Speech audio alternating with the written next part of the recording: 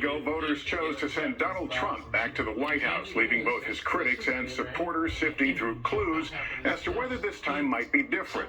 With the former and now next president remaining largely out of public view, the answers tonight may be found in the team he is quickly assembling. The president-elect choosing former Director of National Intelligence John Ratcliffe to become the next CIA director, one of several picks for key roles today that included Florida Senator Marco Rubio, now widely expected to be tapped as the new administration's Secretary of State, perhaps suggesting an administration prepared to take a harder line against China.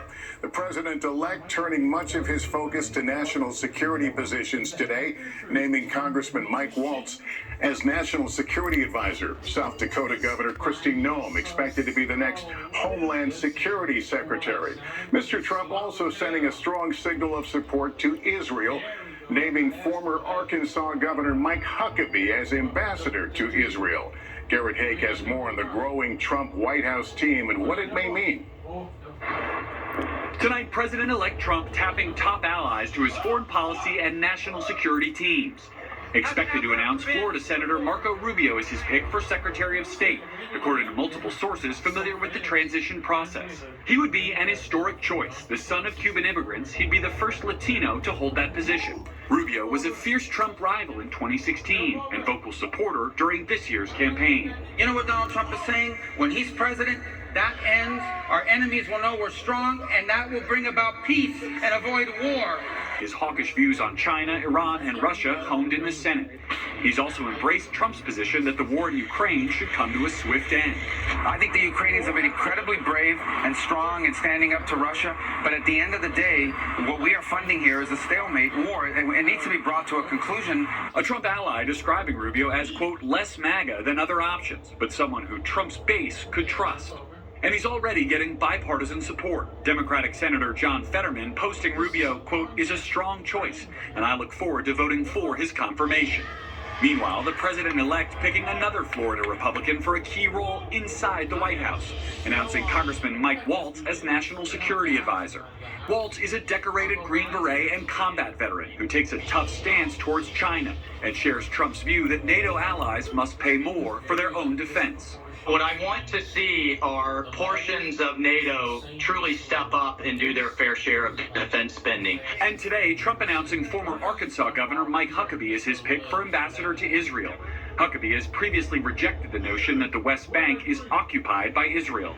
Late tonight, Trump selecting his former Director of National Intelligence, John Ratcliffe, as CIA Director, a Trump ally who Democrats argued politicized his role. Late tonight, Trump announcing Fox News host and combat veteran Pete Hegseth will be his nominee to lead the Department of Defense.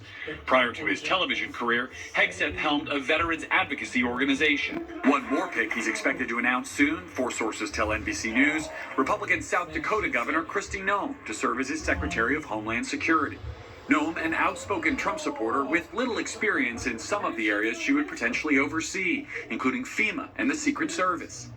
DHS also includes the Border Patrol and ICE. Noem recently touting Trump's mass deportation plan. President Trump has already indicated that he wants to start by making sure that we're deporting the most dangerous first, those criminals, murderers, rapists that are threatening safety in our communities. And Garrett, we should note right here, a big day tomorrow at the White House when President-elect Trump is expected to visit. That's right, Lester. President Biden invited him to the Oval Office, something that President Trump did not do for Biden back in 2020. Melania Trump is not expected to attend. The president-elect will also meet with House Republicans on his first trip to D.C. since winning the election. Lester? All right, Garrett Haake, thank you. There's breaking news tonight about U.S. planes over Haiti. Late word that 3 U.S. flights have been hit by gunfire there. Now the FAA has ordered airlines not to fly through the Haitian capital. Here's Tom Costello. Tonight, American Airlines is the 3rd carrier to report one of its planes was hit by gunfire as it left Port-au-Prince, Haiti on Monday, headed for Miami, where it landed safely. A post-flight inspection was completed, indicating the exterior of the aircraft had been impacted by a bullet. Also hit by gunfire over Port-au-Prince, Spirit Flight 951 forced to abort its landing after bullets tore into the passenger cabin. There was several loud crashes right behind us, kind of like if somebody had a medical cart and tipped it over. It was like... And JetBlue Flight 935 hit Monday as it departed Haiti, landing safely in New York. While no passengers were hit, a Spirit flight attendant did suffer a minor injury. We're always aware. When we go to Haiti, we're always aware of what's going on. Today, the FAA issued an immediate order prohibiting U.S. airliners from flying below 10,000 feet over Haiti due to safety of flight risks associated with ongoing security instability. No flights into or out of Port-au-Prince. Also today, Haitian police posted outside the now closed Port-au-Prince airport. 85% of the city is controlled by heavily armed rival gangs.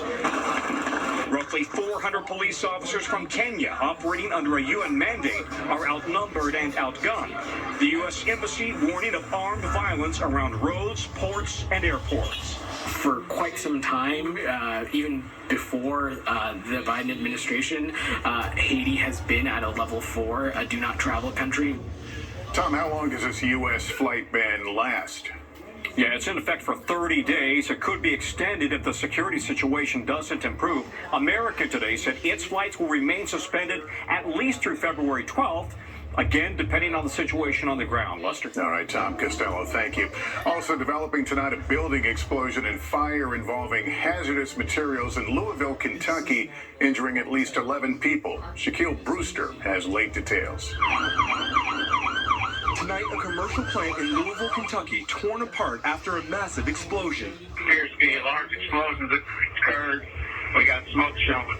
The blast, seen from this sky camera blocks away, happening just after 3 p.m. I live about a mile away from here, and I was just inside of my house and heard a huge boom, and the whole house shook. The power went off for a couple of seconds. At least 11 people were rushed to the hospital, 2 in critical condition. We had one person that was pinned. We were able to get them out, rescue them, as well as assist the others in evacuation. The explosion blowing out windows. Residents within a mile of the building temporarily ordered to shelter in place, as Louisville Emergency Services initially called it a hazardous materials incident. Tonight, multiple patients are in decontamination. We started air monitoring immediately. It is ongoing, and rest assured that nothing at this point has ever shown any type of chemical problems in the air in this entire region. A prior explosion at the same plant killed a worker in April 2003, according to a federal government report. The investigation concluding the incident was preventable. But tonight, officials praising the plant's emergency action plans that they say helped first responders on the ground. Just another show of heroism today here in Louisville. Shaquille Brewster, NBC News. We turn now to that wildfire battle that's been raging for days now, not in the west, but in the northeast, where strong winds on top of a prolonged drought have made containing the fires all the more difficult. Here's Emily Aketa. A dangerous firefight growing even more complicated today as whipping winds topping 30 miles an hour fanned flames across the northeast. This is the worst fire that I have seen in 20 years. Red flag warnings touching 5 states. That is just going to create turmoil, chaos, and a lot of uncertainty that we don't need right now. With steep terrain, attacking fires by air is key on the border of New York and New Jersey. The Jennings Creek fire has torched 2,700 acres in New York alone. That's nearly double what is typically burned in the entire state all year.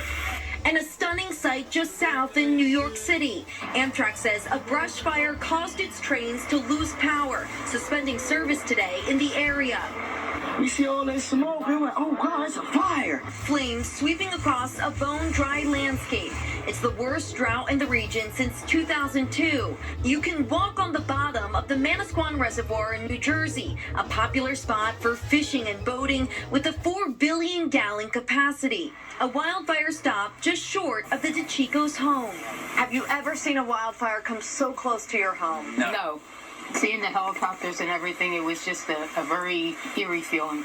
Fortunately, the strong winds are expected to calm down tomorrow, but Lester, there is still no rain in sight, which means the parched ground will continue to fuel fires that leave behind paths of destruction, like this one.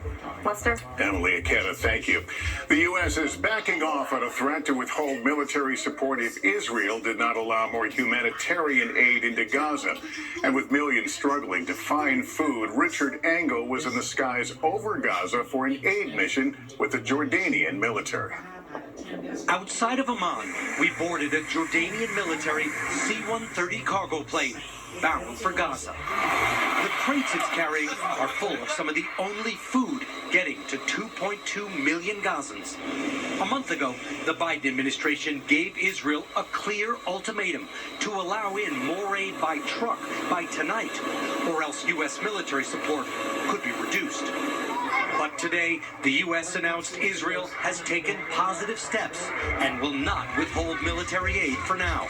We've seen some progress being made. We would like to see some more changes happen. The UN and humanitarian groups do not agree, saying too little has changed, making these rare airdrops all the more critical. And there they go, 8 tons of food and medicine, this time being dropped over southern Gaza. Our crew filmed crowds in Gaza grow excited as they watched the chutes open.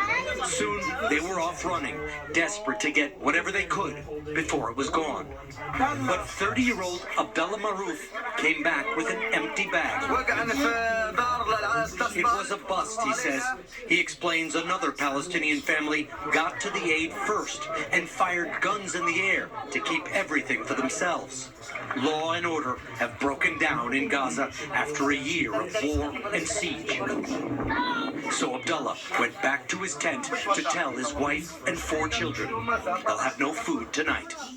Israel insists that it is allowing more aid in and blames the UN for failing to distribute it. The UN warns that parts of Gaza are once again on the brink of famine. Lester. All right, Richard, thank you.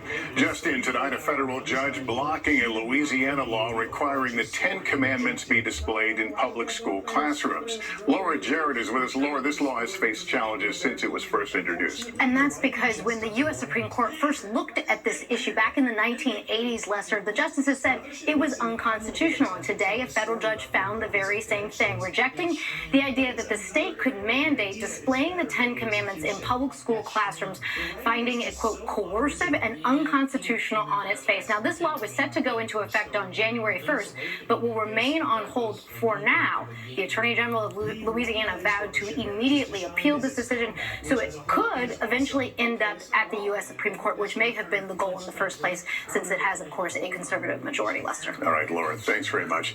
In 60 seconds, the mystery over a missing kayaker, a father and husband who disappeared months ago, prompting an extensive search. But now a shocking new twist in this case. We'll tell you about it after this.